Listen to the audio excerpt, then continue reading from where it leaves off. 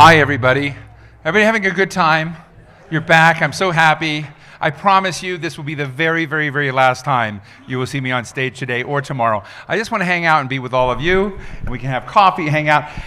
We have a wonderful panel, and today we're going to discuss the Middle East in 38 minutes and 55 seconds. And we are going to take questions. So I hope you will think about your questions, comments, and we'll be sure to get to them this time. We've got more than enough, what I would call TV time to do this. I want to start with former Foreign Minister Tzipi Livni. Some of you were not at a dinner last night. Jane Harmon hosted a dinner, and there was a fantastic, if you read about it in Semaphore, what I called it a disturbingly excellent magic show put on by the former acting director of the CIA, John McLaughlin. There's a purpose to this. And he brought Tzipi Livni on stage as a stage partner in this to show these magic shows, and she got good at saying abracadabra, and stuff happened, which you go. But I think the bigger thing that John was getting into, and I think it gets back to the theme that underlies all of the sessions here at the Aspen Security Forum, over the horizon, around the corner, is really anyone that watched that magic show last night is scratching their head, how in the heck did he do that? And it made me think that it was a way to say a metaphor that we know-it-alls don't know it all. That there are things that we have bias that we bring frames. And I just want to start with you, both about Israel's strategic dashboard, internally and externally, and what biases do we have to get rid of to understand what's happening on that front? Okay, first, speaking about yesterday's show. Can you do it again?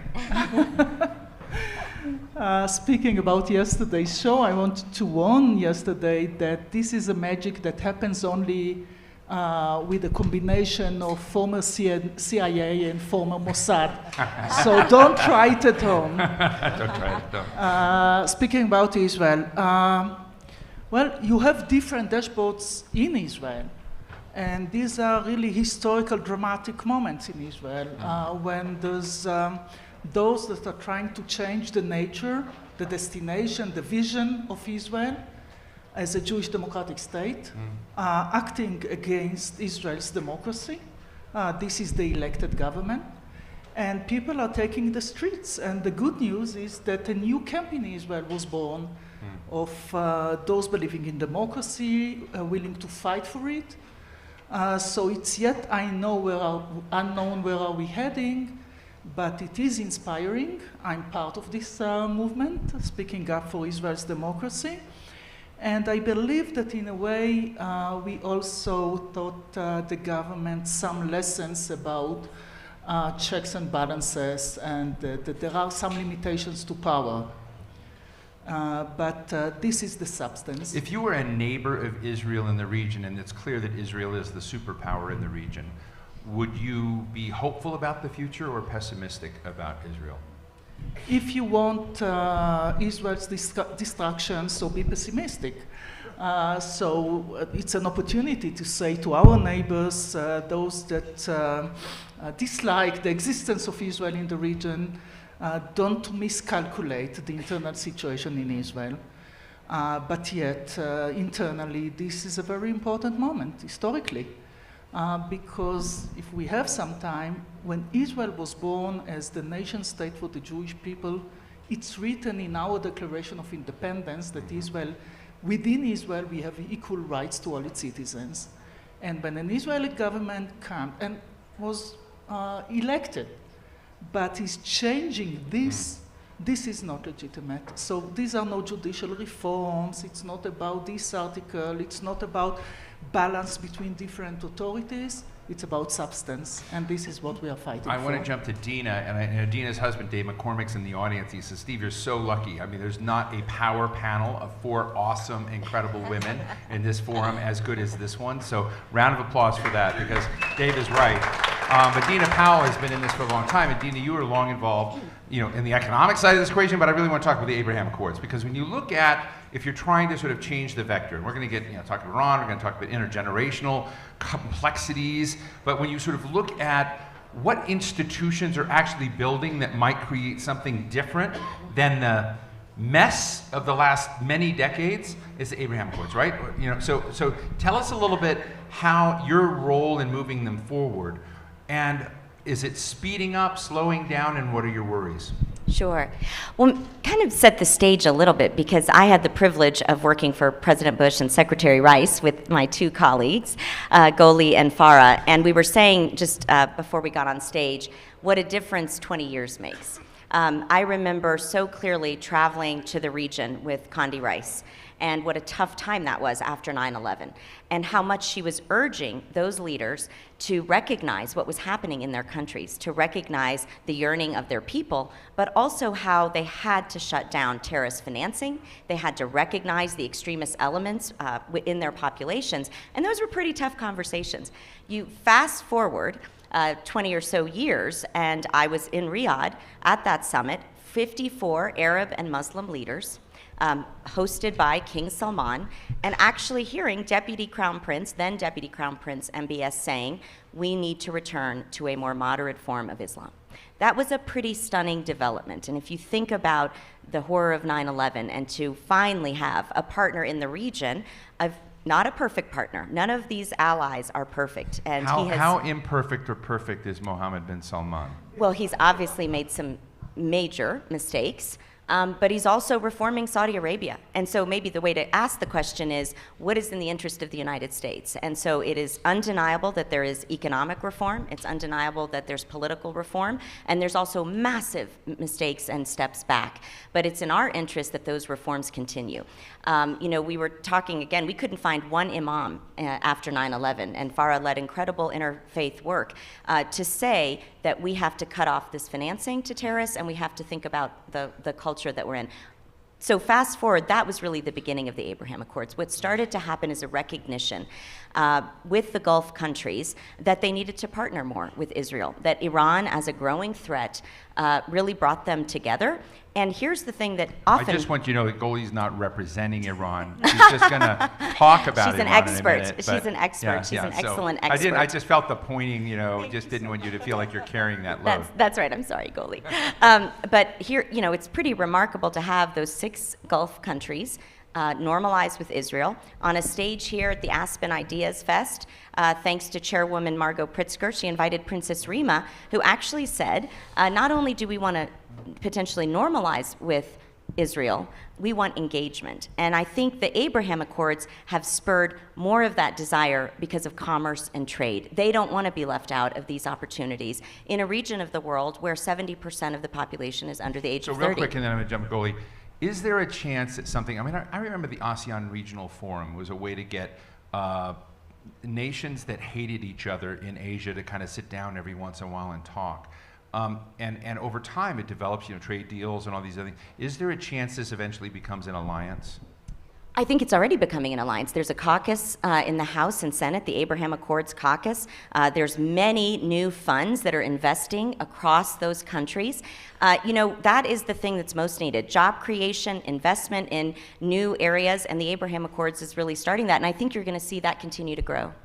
Goli, I want you to take us to Iran and to give us some sense of the factors there that you think matter when it comes to looking at the questions about stability in the Middle East and where it's going. And I say this, with some caution, because as Sippy just said, we saw millions of people in the street in Tel Aviv. We saw, so there are lots of millions of people all over a lot of streets. But tell us what's going on in Iran.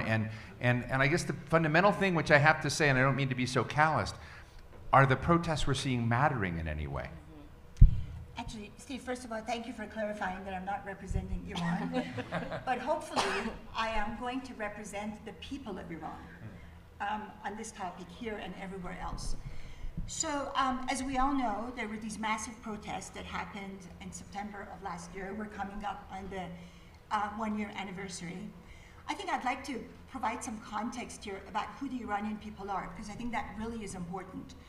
Iran has a population that's 60% Gen Z. These are very young people.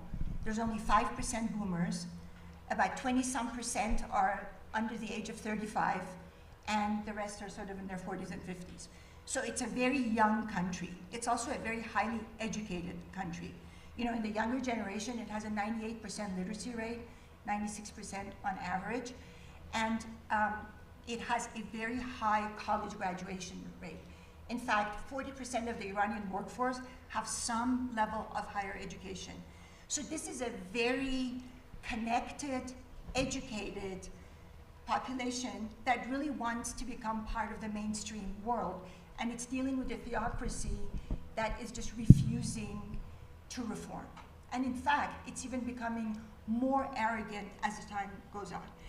And the significance of the recent protests, obviously the spark was the beating to death by the morality police of this beautiful young Kurdish Iranian woman, Masajina Amini, and that's what sparked the protest. But what is really interesting and new about this protest is the combination of people who participated. It was rich and poor, old and young, all sorts of status of the Iranian society, including hyper-nationalists, which is actually the first. Also, Iranian protests used to happen every decade. Since 2017 to 21, it sort of was happening annually. And in 2022, it became semi-annual. And because the morality police, who was reportedly disbanded, is now back, my guess is that it's going to continue going on. We have not seen the end of this yet. So 20,000 in prison right now, in jail, and 500 dead.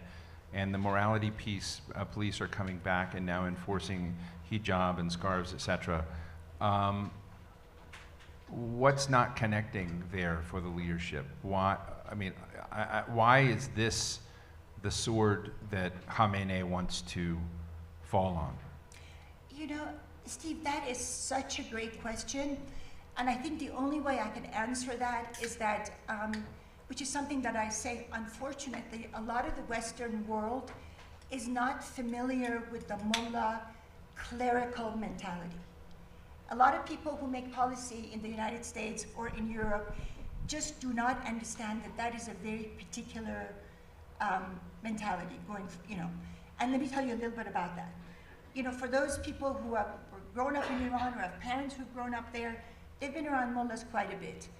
And I think what they know about the mullahs is that negotiating with them doesn't work. And it doesn't work because of, not all of them, obviously I don't want to generalize, but there's a tremendous amount of duplicity there. And there's a tremendous amount of backstabbing that happens there. So, with them, negotiating just does not work. Right.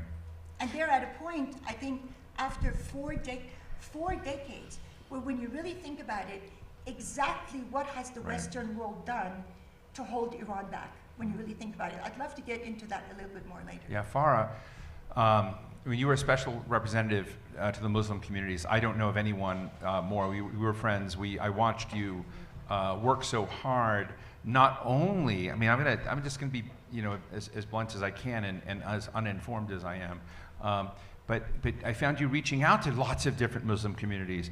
But I also saw you trying to transform ignorant Americans who thought being a Muslim meant being a terrorist, right? So you had two sets of frame changes, maybe more, that you had to deal with. Walk us through that. And as we're kind of talking, I think what Goli was just describing, and about generational change in the very, very young Middle East that's out there.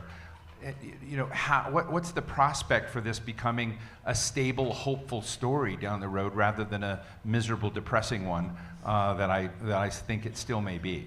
Well, first of all, thank you very much for those kind sentiments. I really want to say a couple of things around the changes that have happened in America and around the world, and how we think about not just Islam, which is one component, but also the people that live within the Middle East, the societies that live in the Middle East. And Dina was right to say, let's remember where we started 20 years ago after 9/11, when we were all wringing our hands trying to understand what we needed to do.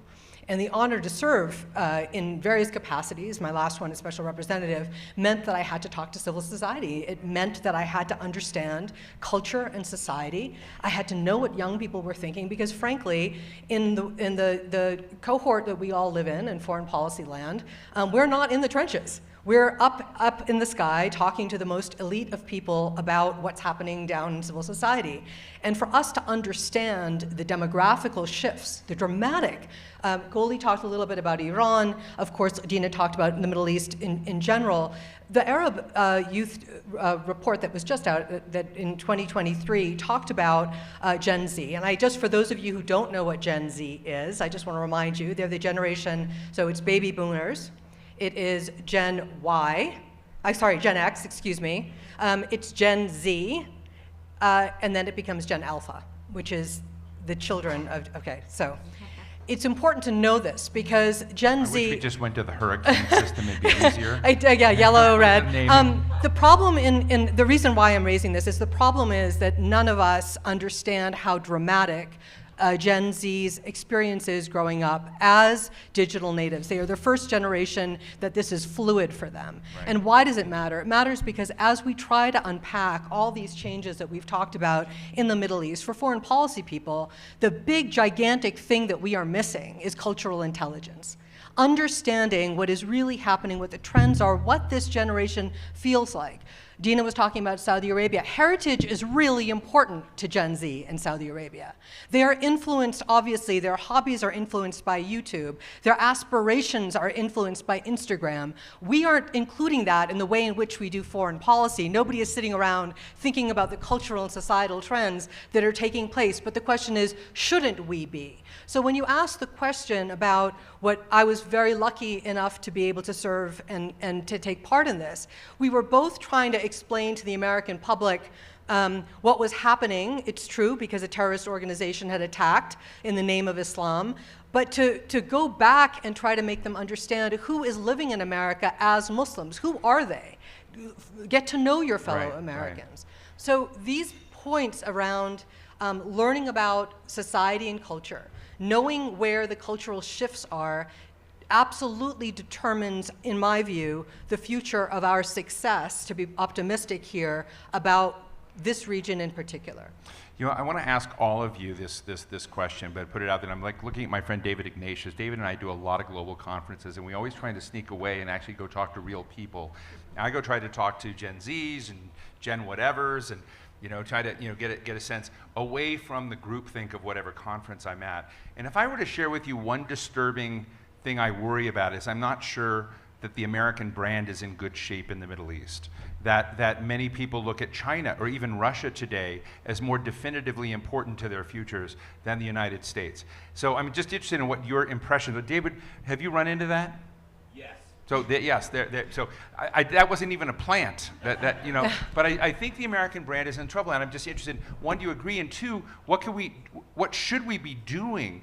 By way of talking to people or connecting or people seeing somewhat aspirationally that we are a player who can help bring solutions and problem solving.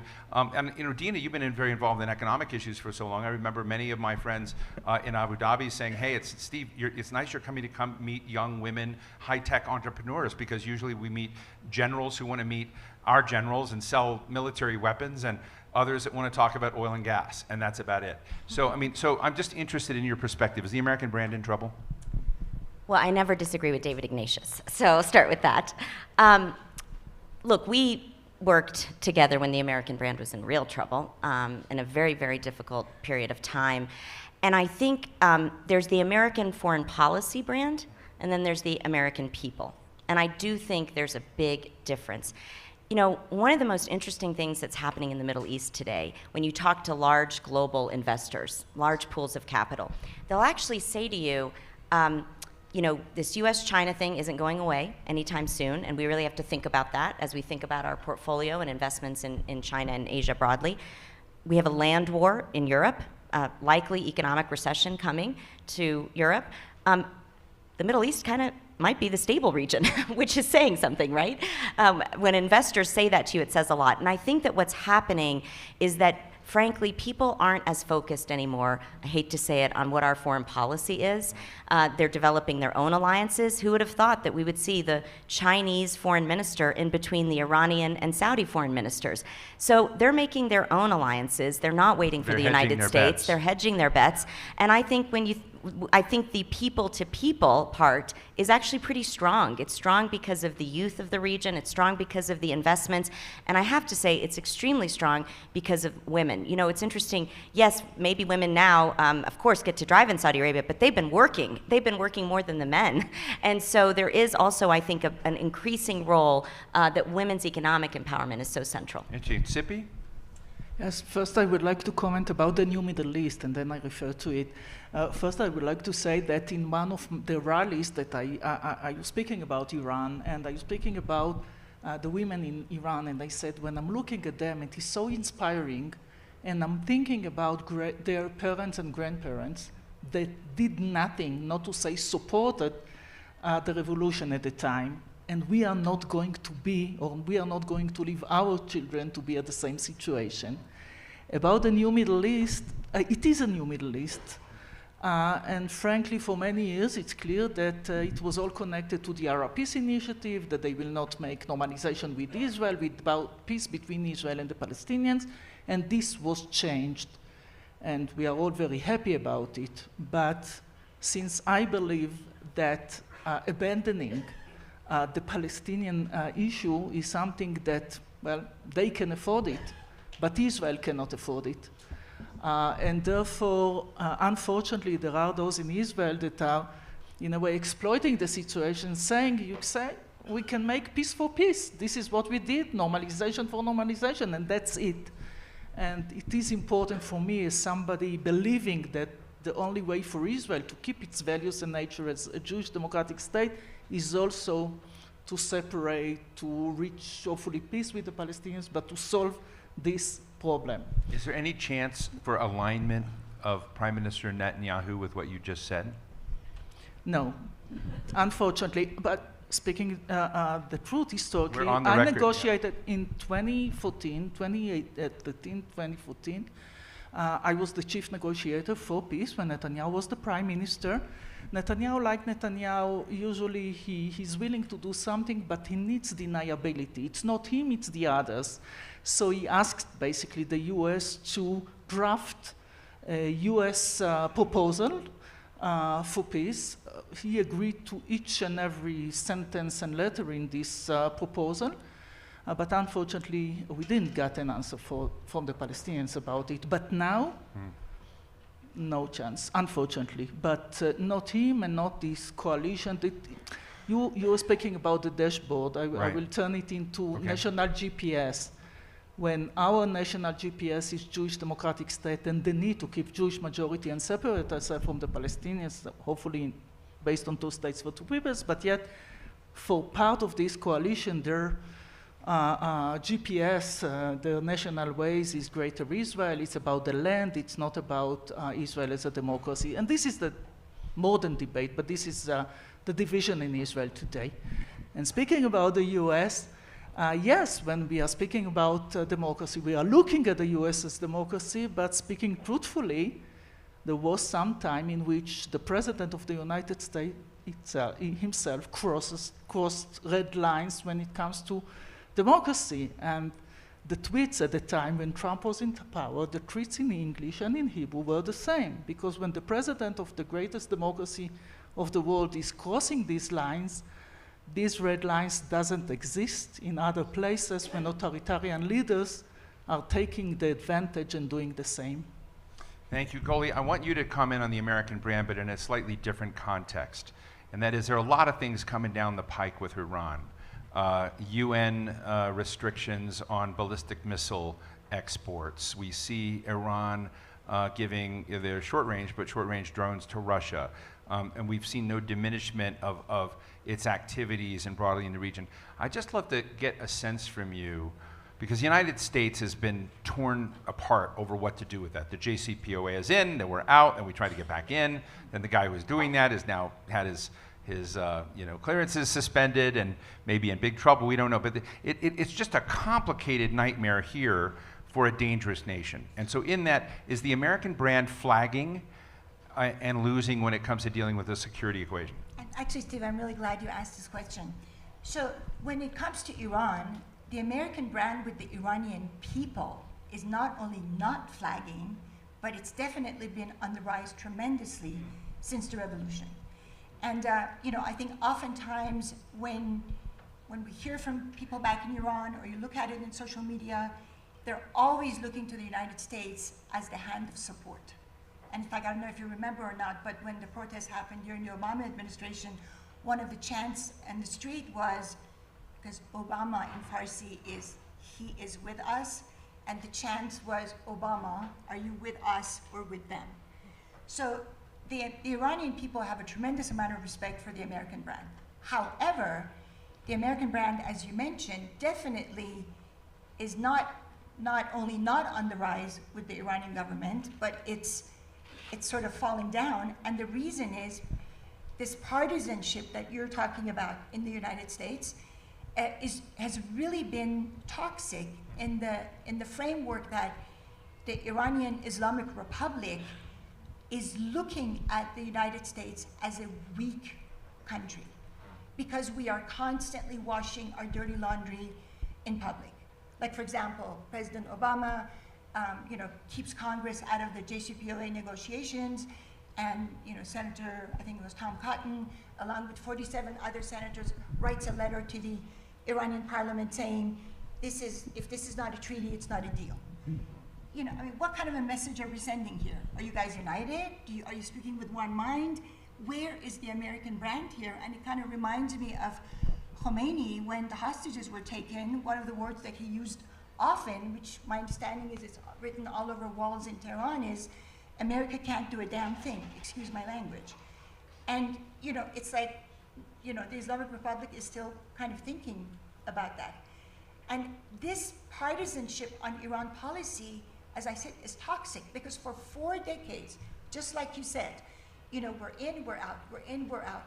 Instead of, and I think 4 decades has shown us that neither Republicans nor Democrats have the upper hand on the most perfect Iran policy.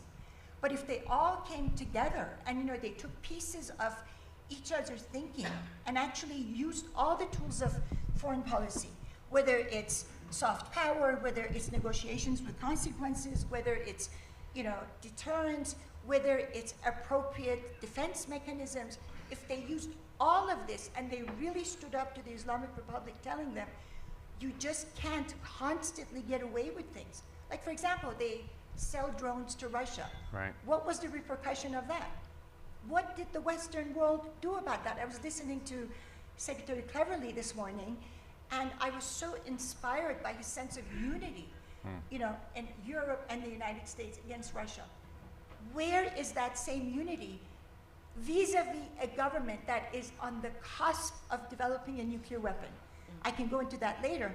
They are literally on the cusp. You might want to mention 30 seconds, not lovely. I'm going to go to Farah and then the audience. So if you've got a later, do it quick. Okay, quickly. The reason why they're developing a nuclear weapon, and they will do it, is because look at Libya and look at North Korea. Yeah. It is their ticket to longevity. Libya gave up its nuclear Right. weapons. Gaddafi's gone. I He's think assassinated. that was pretty powerful imagery there. So there you go. And then look at Ukraine. Right. My God, Ukraine gave up its nuclear warheads in return for security assurances and economic Right. aid, and look what happened. Right. So why do we think that Iran will ever not develop a nuclear weapon? Thank you. Thank you. And I'm going to go to all of you in just a minute. But Farah, I want you to ask this American brand question. Why don't we give you a job? And the job is to make Americans care more. So when I go to the Middle East and I talk to people, they don't feel respected. They don't feel connected. They feel as if they are a sideshow to whatever obsession we have at a time. What is your insight into how to get, you do a lot of bridge building out of there, but how do you make more Americans care? Okay, so a couple of stats for you. 6 in 10 young people in the Middle East think America needs to get out of the Middle East. 33% think that that they would not want to have us anywhere around. They believe the UAE and Russia actually have some influence there. They believe, as Dina said, that China and Turkey are allies. Right. We have a problem. Okay, let's remember what I said about the Gen Z generation. There are almost 3 billion Gen Z on planet Earth. If we were wise about how we were thinking about the future, not just the next 2 years, 6 years, whatever that short period of time is, we would spend some time thinking about hundreds and hundreds of soft power tools in the Middle East. Cultural diplomacy works. We know it works.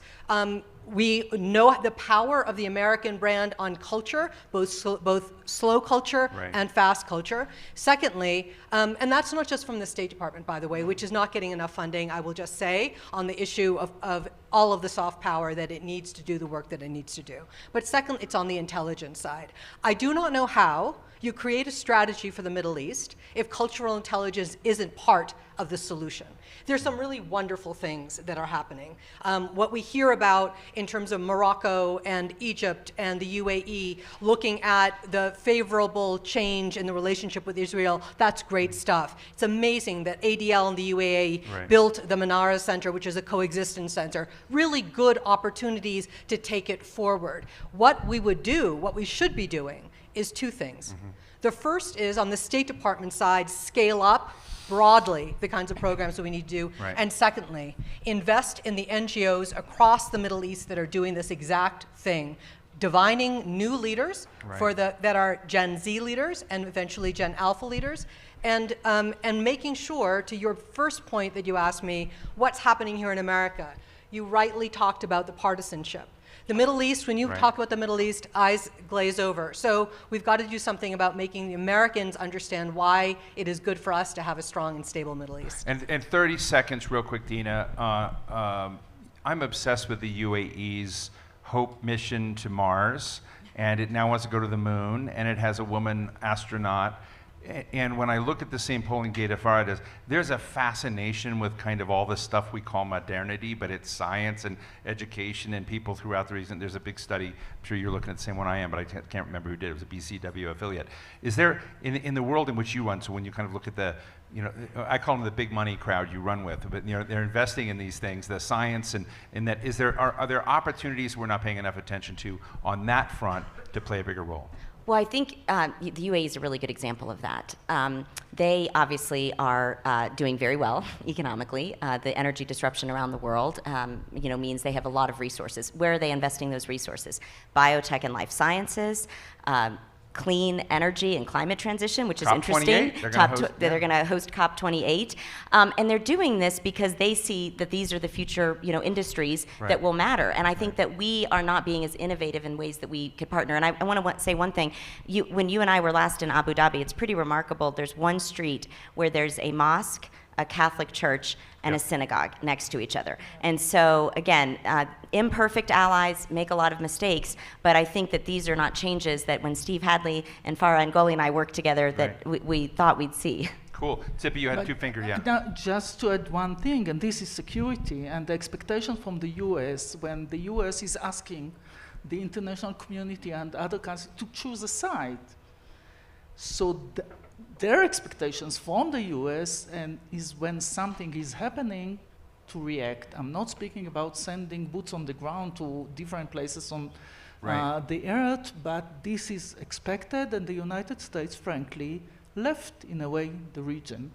And there is no vacuum in the Middle East because this is the toughest neighborhood in the world. This is the Straight Talk Express here. All four of these women are incredible. We got lots of questions. Let's go lightning round, okay? Let's go up here in the front, grab a few, and I always believe in regional, being nice to every part of the country. So we'll go around the room.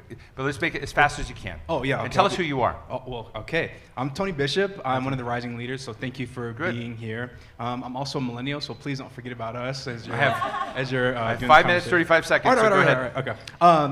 Okay. Iran specifically, but also other opportunities. Aren't these windows for democracy export on our end? And how do we then engage young people from this side of the pond to all the way over there to sort of use this as a tool for youth engagement for... Great, thank you. Youth, democracy export, Iran, Goli. Yes, thank you. Actually, I kind of wanted to back up for a moment here, is that Iran is oftentimes the bellwether of the Middle East. Right. If you remember when the Islamic Republic launched its revolution in 1979, that's when the whole Islamic thing started. Tony Blair Institute just did a poll about what % of Iranians are religious. It's 30% and less. And in the US, just as a point of comparison, 70% of Americans identify themselves with a religion. So democracy, in many ways, has already been exported. Why? Right. Because they've seen the other side, and Right. they don't like it. Right. We're going to, yes, sir. Ladies, thank you for that panel.